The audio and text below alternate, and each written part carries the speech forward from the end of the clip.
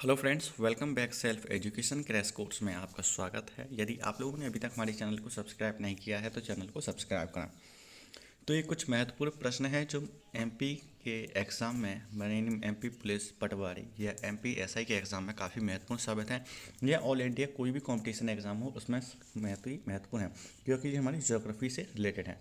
तो चलिए स्टार्ट करते हैं। भूमध्य रेखा के उत्तर या दक्षिण में किसी स्थान पर दी गई कोणीय दूरी क्या कहलाती है? जी हाँ, यदि कोई अक्षांश पर दी गई कोणीय दूरी होती है क्या कहते हैं? उसको हम अक्षांश कहते हैं। अक्षांश पर दी गई कोणीय दूरी को हम अक्षांश कहते हैं। ट्रॉपिक ऑफ कैंसर क्या है? जी हाँ, जो ट्रॉपिक ऑफ कैंसर है, ट्रॉपिक ऑफ कैंसर क्या है? तो ये उत्तरी अक्षांश होता है जो 23.1/2 डिग्री पर होता है। इसको आप क्या कहते हैं? ट्रॉपिक ऑफ अक्षांश। धरातल पर एक अक्षांश की दूरी कितने किलोमीटर के तुल्य है? जी हाँ, अगर धरातल पर देखा जाए तो एक अक्षांश की जो डिस्टेंस होती है कितने के किलोमीटर के तुल्य है? तो ये 111 यानी 11 किलोमीटर के तुल्य है। भूमध्य रेखा के अतिरिक्त कौन सी अक्षांश रेखा पृथ्वी को दो बराबर अक्षांश व्रत कहाँ से होकर जाती है? तो ये कहाँ से होकर जाती है? तो ये मालागासी से होकर जाती है, यानी दो भागों में। वह काल्पनिक रेखा जो पृथ्वी को दो भागों में बांटती है क्या कहलाती है? जी हाँ, वो कौन सी रेखा होती है? तो वो होती है भूमध्य रेखा। जो भूमध्य रेखा वो होती है जो पृथ्वी को दो बराबर भागों में बांटती है। 66 सही 1/2 डिग्री दक्षिणी अक्षांश व्रत कहाँ से होकर गुजरता है? तो 66 सही 1/2 डिग्री अक्षांश से होता है कहाँ गुजरता है? मालागासी से होकर गुजरता है।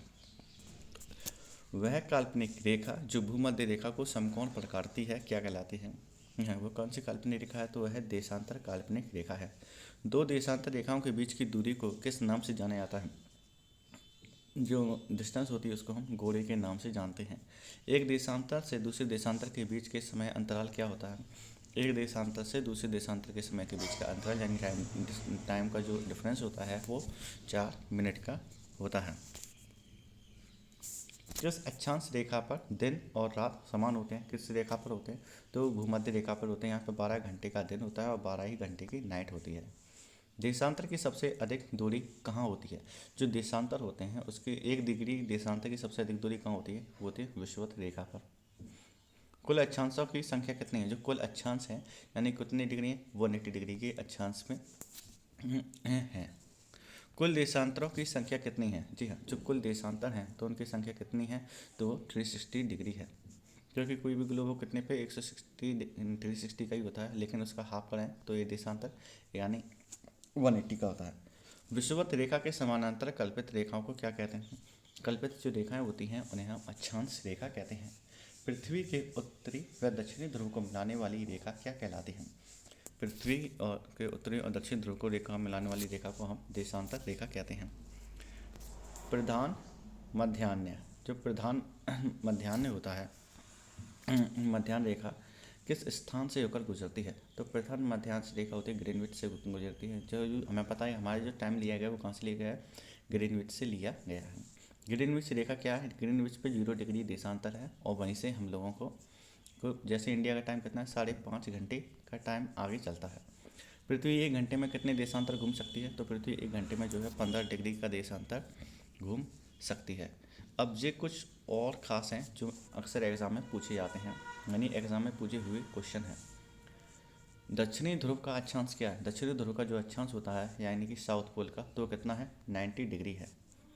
दो स्थानों के देशांतर में 1 डिग्री का अंतर होने पर उनके समय में कितना अंतर होगा?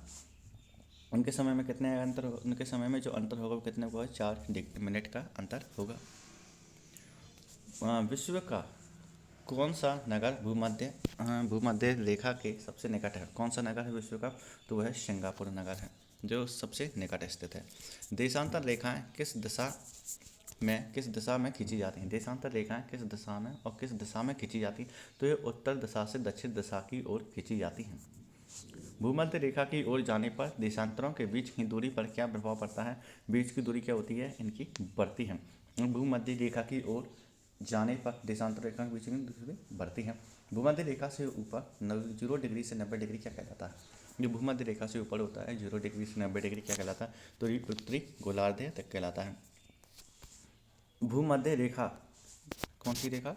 तो ये है हमारी भूमध्य रेखा से 90 डिग्री पर क्या कहलाता है? तो ये गोलार्ध, दक्षिणी गोलार्ध। अंतर्राष्ट्रीय तिथि रेखा का निर्धारण कब किया गया था? ये मोस्ट इंपॉर्टेंट है, ये अक्सर एसएससी या अन्य एग्जाम में पूछा गया है। जो अंतर्राष्ट्रीय तिथि रेखा का जो निर्धारण है वो 1884 में किया गया है। अंतर्राष्ट्रीय तिथि रेखा किसे कहते हैं? 180 डिग्री देशांतर को कहते हैं अंतर्राष्ट्रीय तिथि रेखा। अंतर्राष्ट्रीय तिथि रेखा किसके सबसे निकट है?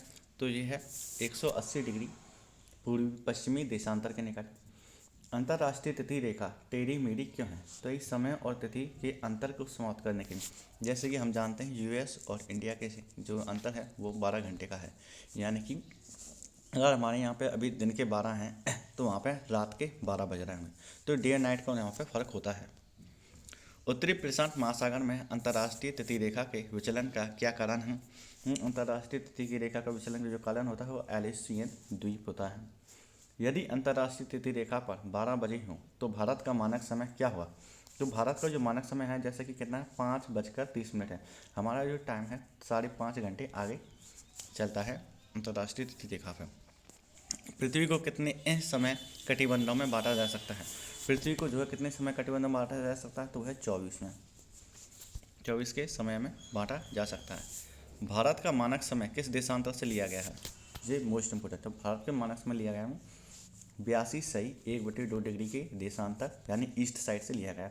भारत का मानक समय किस स्थान से लिया गया? तो है नैनी, जो कि इलाहाबाद के निकट है, यानी इलाहाबाद जो कि इसका प्रयागराज भी कहते हैं।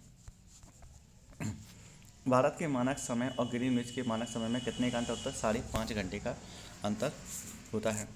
भारत के सबसे पूर्वी, जी हाँ, भारत के सबसे पूर्वी व पश्चिमी स्थानों में कितनी बार विचलित होती है? भारत के सबसे पूर्वी और पश्चिमी जो स्थान होते हैं उसमें कितनी बार विचलित होती है? तो वो होती है 4 बार, यानी 4 टाइम्स। पृथ्वी के 2 स्थानों की स्थिति के अनुदैर्ध्य का अंतर 15 डिग्री है। स्थानीय समय में कितना अंतर होगा? तो जो उसका मतलब स्थानीय समय होगा तो उसमें कितने का अंतर होगा? वो है 1 घंटे का। ग्रीनविच किस देश में है? ग्रीनविच जो टाइम है वो किस देश में है? तो यूनाइटेड किंगडम यानी कि यूके में है। एक देशांतर को पार करने में 2 स्थानों के स्थानीय समय के बीच का कितना अंतर होता है? तो होता है 4 मिनट का। यहाँ अगर एक देशांतर से दूसरे देशांतर को पार करते हैं तो यानी हमें 4 मिनट का डिफरेंस देखने को मिलता है। संपूर्ण विश्व का प्रमाणिक समय क्या है? तो है 0 डिग्री है संपूर्ण विश्व का। पूर्व से पश्चिम की ओर जाने वाले जहाज तिथि रेखा को पार करने में अपना कैलेंडर कितने दिन आगे कर लेते हैं? तो कितने दिन आगे कर लेते हैं? 1 दिन आगे कर लेते हैं। यदि यूएस से कोई इंडिया आता है तो यदि यूएस में उस टाइम पे यदि 24 हुई तो इंडिया में उसी टाइम पे कितनी हुई? 25 डेट हुई। तो इसलिए वो अपने 1 दिन क्या करते हैं? आगे कर लेते हैं। 24 घंटे में सूर्य के सामने कितने देशांतर गुजर जाते हैं? तो 24 घंटे में सूर्य के सामने जो गुजरते हैं वो है 360 देशांतर गुजर जाते हैं। अंतर्राष्ट्रीय तिथि रेखा किस सागर से गुजरती है? जो अंतर्राष्ट्रीय तिथि रेखा जो होती है किस सागर से गुजरती है? आर्कटिक सागर एवं प्रशांत महासागर से होकर गुजरती है अंतर्राष्ट्रीय तिथि रेखा। तो ये कुछ खास प्रश्न हैं जो आपके एग्ज़ाम में अक्सर पूछे जाते हैं। तो इनको ये जो पीडीएफ है वो आपको हमारी Telegram channel self education crash course से आप ज्वाइन हो सकते हैं और वहीं से इसको पीडीएफ आपको वहीं पर मिल जाएंगी। तो फ्रेंड्स इस वीडियो को ज़्यादा से ज़्यादा लाइक करें, चैनल को सब्सक्राइब करें और इसको अपने फ्रेंड्स के साथ ज़रूर शेयर करें। एंड जय हिंद।